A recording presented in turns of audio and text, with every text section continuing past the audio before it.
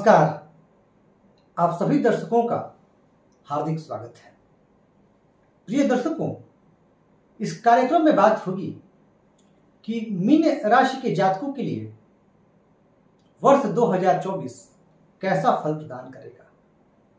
Mean राशि के जातकों की अभी 7.5 भी चल रही है, पर कुछ ग्रह स्थितियां वर्ष 2024 में ऐसे अवश्य बन रही हैं जो आपको 7.5 से राहत देगी और इसमें आपके कार्य बनेंगे भी। कुछ बहुत ही अच्छी स्थितियां बन रही हैं। हम मीन राशि के जातकों के व्यापार, व्यवसाय, नौकरी, साथ ही जो लोग शिक्षा से जुड़े हुए हैं, विद्यार्थी, पारिवारिक जीवन, प्रेम जीवन, विदेश यात्रा का क्या योग बन रहा है, इन तमाम विषयों पर बात करेंगे।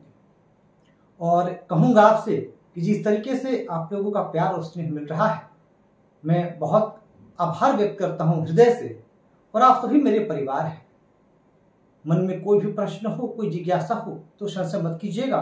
हाँ, एक चीज तो मैं अवश्य कहूंगा कि चूंकि वीडियो भी आर्थिक राशिफल और तमाम वीडियो आते हैं, तो आपके प्रश्न का उत्तर देने में थोड़ा विलंब होता है मुझसे, परंतु प्रयास यह रहता है प्रश्न का उत्तर मैं अवश्य दूं। तो आइए बिना विलंब की चर्चा प्रारंभ करते हैं। समझते हैं कि क्या ग्रह स्थिति रहने वाली है। अच्छा, एक छोटी सी बात कि मान लेते हैं कि अगर आपको अपनी राशि नहीं पता, तो आप सिर्फ इतना कीजिए कि आप अपनी जन्म कुंडली देखिए और जन्म कुंडली में देखिए कि चंद्रमा जहां स्थित है वहां क्या अंक लिखा हुआ है। यदि वहां 12 अंक लिखा हुआ है तो आपकी राशि मीन है।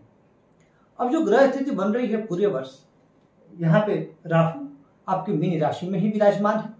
केतु आपके लिए पूरे वर्ष आपके लिए कन्या राशि में विराजमान है। राहु की स्थिति आपके लिए लग्न में बनेगी, केतु की स्थिति आपके लिए सप्तम भाव में बनेगी। तो वही वर्ष जो देवगुरु बृहस्पति हैं, ये अप्रैल तक आपके लिए रहने वाले हैं मेष राशि में। तो वही मई से आपके लिए देवगुरु बृहस्पति पराक्रम भाव में आ जाएंगे वृषभ राशि में, लेकिन धन भाव में रहेंगे आपके लिए अप्रैल तक। बहुत सुखद स्थिति, बात करेंगे इस पर भी। और 7.5 तो है ही, और 7.5 का जो प्रथम चरण है, पूरे वर्ष शनिदेव आपके लिए व्यय भाव में विराजमान रह करके आपके व्यय को बढ़ाने वाले हैं। पर अच्छी बात यहां भी है कि अपनी ही राशि में है। तो ये कुछ प्रमुख ग्रह स्थितियां। अच्छा, सिर्फ इतने ही ग्रहों को इसलिए लिया गया है कि गोचर में इनका प्रभाव सर्वाधिक होता है। अब जैसे बाकी के जो ग्रह हैं, जैसे सूर्य 1 महीने पर राशि बदल लेते हैं, बाकी शुक्र, तो इनका अपडेट मैं आपको बीच बीच में दे दिया करता हूं। अब चर्चा प्रारंभ करते हैं। सबसे पहले शुरुआत देवगुरु बृहस्पति से करते हैं, उसके बाद अन्य ग्रह। तो देखिए, अप्रैल तक के लिए जो आपकी स्थिति बनी हुई है, निसंदेह बहुत जबरदस्त बनी हुई है। अप्रैल तक आपके लिए धन का आगमन होता रहेगा। धन, वाणी और कुटुंब के भाव में बृहस्पति का होना यह दर्शा रहा है कि आप सामंजस्य बिठाने का अपने परिवार में पूरा प्रयास कर रहे हैं। हालांकि शनिदेव व्यय करा रहे हैं, पर धनागमन की स्थिति भी आपके साथ बनी हुई है। और इस समय आपकी वाणी संतुलित है और आप अपनी वाणी के द्वारा सामंजस्य स्थापित करने में सफल भी होंगे। हाँ, कुछ दिन पूर्व तक आपकी वाणी में कुछ कठोरता, कुछ उग्रता अवश्य विराजमान थी, क्योंकि चंडाल दोष बन रहा था। परंतु अब आपके लिए लग्न में राहु आ गए हैं, उस पर ही बात करेंगे। पर अभी आपके लिए स्थितियां वाणी से संबंधित कुछ अनुकूलता लिए हुए दिखाई दे रही हैं। बृहस्पति की जो दृष्टि है यह आपके 6ठे भाव पर आ रही है, जो विद्यार्थी कंपटीशन वगैरह की तैयारी कर रहे हैं, उनके लिए अप्रैल तक की स्थिति जो है वह अनुकूल बनी हुई है। तो वहीं अष्टम भाव पर बृहस्पति की दृष्टि जाना यह दर्शा रहा है कि अप्रैल तक आपका मन रिसर्च में, शोध में, गुण विद्याओं की तरफ, इन क्षेत्र की तरफ भी आकर्षित हो सकता है। तो वहीं बृहस्पति की अपनी ही दृष्टि कहाँ जा रही है? 10वें भाव पर, जो कि कर्म का भाव है, राज्य का भाव है। तो यह दृष्टि यह दर्शा रही है कि अप्रैल तक जो लोग नौकरी में हैं उनके लिए पदोन्नति की संभावना, जो लोग व्यवसाय व्यापार में हैं, सेल्फ एम्प्लॉयड हैं, उनके लिए तरक्की के कई अवसर उपस्थित होने वाले हैं, इसमें भी संदेह नहीं है।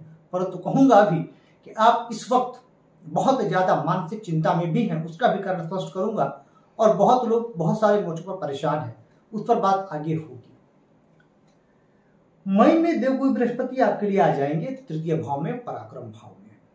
देखिए, उपचय स्थान है। ऐसा नहीं है कि पराक्रम भाव में, देखिए निसंदेह पराक्रम भाव में जो पाप ग्रह बहुत अच्छा फल देते हैं, परंतु ऐसा कतई नहीं कि पराक्रम भाव में शुभ ग्रह आ जाएंगे तो फल नहीं देंगे।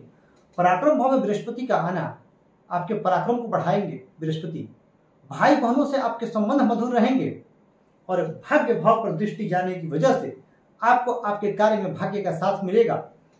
और जो दृष्टि जाएगी सप्तम भाव पर, यह बहुत महत्वपूर्ण है। कारण को समझिएगा क्यों, क्योंकि अभी स्थिति क्या बनी हुई है, अभी एक तरफ आपके मन मस्तिष्क में राहु का प्रभाव, विवाह स्थान जो कि जीवन साथी का स्थान है, आपके पार्टनरशिप का स्थान है, वहां केतु, तो वैवाहिक जीवन में तनाव, अनबन, आपकी मानसिक चिंताएं यहाँ पर बहुत ज्यादा हावी, कई बार चिड़चिड़ापन, कई बार क्रोध, ये चीजें आपको परेशान किए हुए हैं। लेकिन जब बृहस्पति की दृष्टि आपके सप्तम भाव पर आएगी तो यह आपके वैवाहिक जीवन में अनुकूलता प्रदान करेगी। जो जीवन साथी से मन मुटाव या जो वैचारिक मतभेद या सामंजस्य का अभाव अभी तक चल रहा है वह दूर होता हुआ दिखाई दे रहा है। मई के बाद से स्थितियां देखिए पूर्णतः तो अनुकूल नहीं होंगी, क्योंकि मैं यहाँ सत्य कहूंगा आपसे, 7.5 भी चल रही है, केतु सप्तम भाव में बैठे हैं, तो ऐसा नहीं है कि बहुत मधुर हो जाएगा, हाँ, पर धीरे धीरे रिश्तों में सुधार आना प्रारंभ हो जाएगा। जो लोग बहुत ज्यादा कठिन दौर से गुजर रहे हैं अपने रिश्तों में, वैवाहिक संबंधों में, और जो लोग मन बना चुके हैं कि हमें अलग हो जाना चाहिए, उनसे मेरी गुजारिश है कि आप थोड़ा वक्त और दीजिए, परिवार को जोड़ के चलना होगा और आप अप्रैल तक रुक जाइए। क्या पता मई से चीजें, बृहस्पति की दृष्टि आपके वैवाहिक जीवन में माधुर्य रस घोलने का कार्य करे। तो वहीं जो लोग पार्टनरशिप का व्यवसाय करना चाहते हैं उनकी मेरे लिए यह सलाह है कि आप कोई भी नया व्यवसाय, कोई भी पार्टनरशिप का बिजनेस अप्रैल तक रहने दें, मई के बाद आप पार्टनरशिप में कोई कार्य शुरू कर सकते हैं।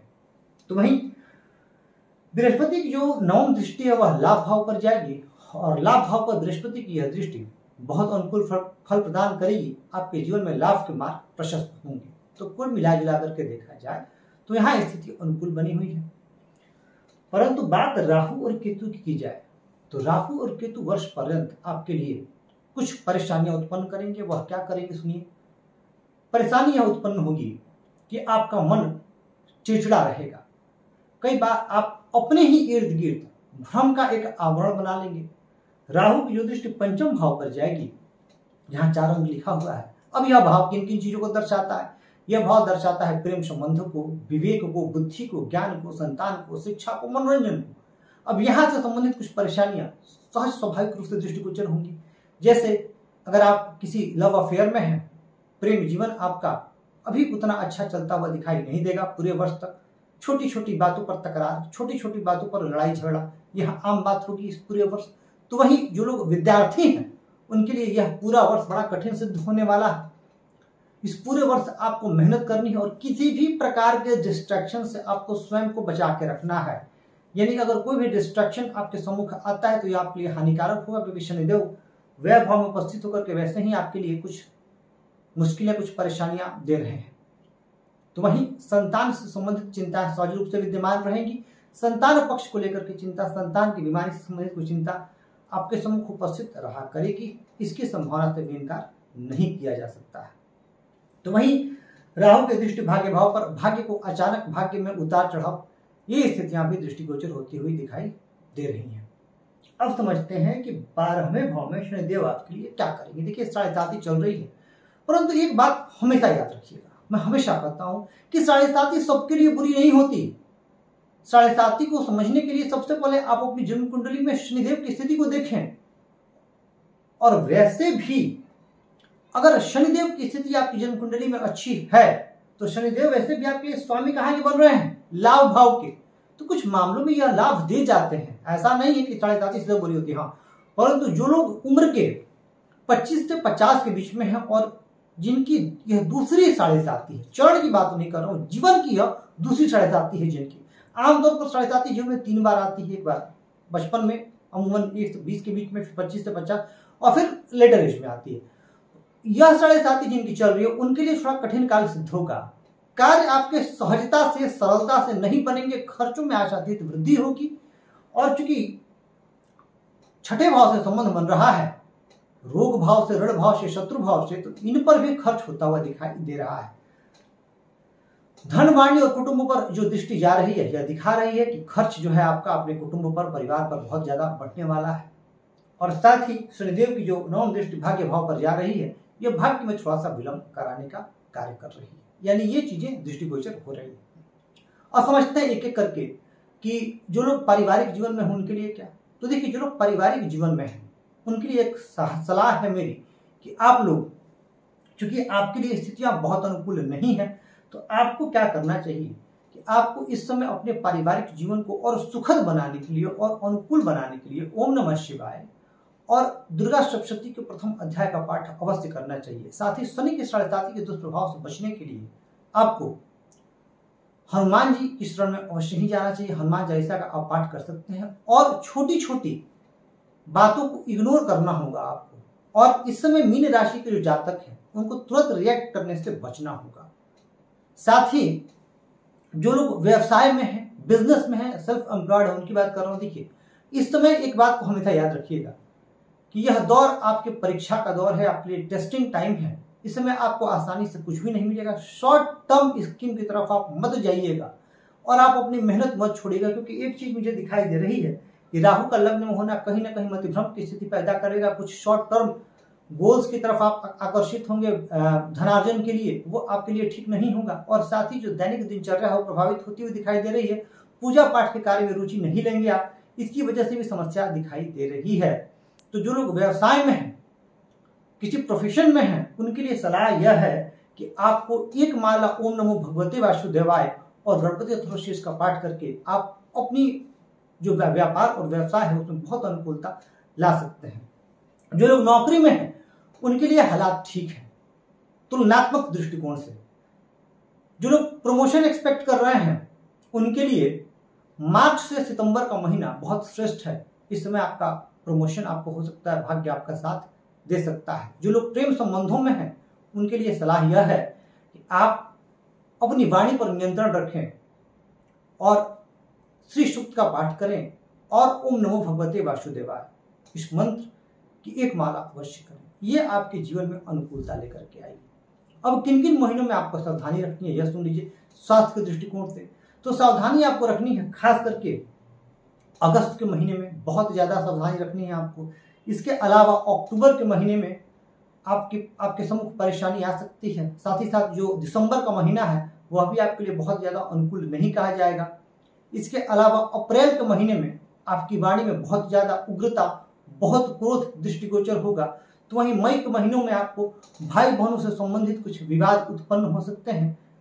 जून के महीनों में मित्रों से संबंधित कुछ परेशानियां आपके सम्मुख उपस्थित हो सकती हैं, इसकी भी संभावना दिखाई दे रही है। अच्छा, इस पूरे एक वर्ष की अवधि में आपको प्रयास यह करना चाहिए कि आप इस समय में कर्ज लेने से भी बचें और कर्ज देने से भी बचें। दोनों स्थितियां आपके लिए उतनी अनुकूल नहीं कही जाएंगी, क्योंकि अगर आप कर्ज दे देते हैं तो आपको मिलने में बहुत मुश्किल होगी, और अगर आप कर्ज ले लेते हैं तो आपको लौटाने में दिक्कत आएगी, क्योंकि 12वें भाव में शनिदेव की यह उपस्थिति आपके लिए बहुत ज्यादा ठीक नहीं है। हालांकि अपनी राशि में तो वहां मजबूत है तो खर्चों को तो और बढ़ा ही देंगे ना। तो ये चीजें आपके सम्मुख उपस्थित होंगी, इसकी प्रबल संभावना दिखाई दे रही है। तो प्रिय दर्शकों, यह हमने समझा कि वर्ष 2024 मीन राशि के जातकों के लिए कैसा रहने वाला है। एक बहुत अच्छी चीज है आपकी राशि के साथ कि इस समय में देवगुरु बृहस्पति का धर्म भाव और पराक्रम भाव में होना आपके लिए बहुत श्रेष्ठ है। और बृहस्पति का संबंध कर्म और लाभ से बनने की वजह से आपके कार्य रुकेंगे नहीं, कुछ परेशानियों के साथ होंगे लेकिन अवश्य होंगे। मैं आप सभी के स्वस्थ, सुखी, यशस्वी एवं दीर्घायु जीवन की कामना करता हूं और प्रभु से प्रार्थना करता हूं कि आप अपने जीवन में खूब समृद्ध हो, खूब यशस्वी हो। और कहूंगा आपसे किसी तरह चैनल को लाइक, सब्सक्राइब और शेयर करके हमें अपना प्यार उसमें देते रहिए। इस कार्यक्रम में इतना ही। धन्यवाद।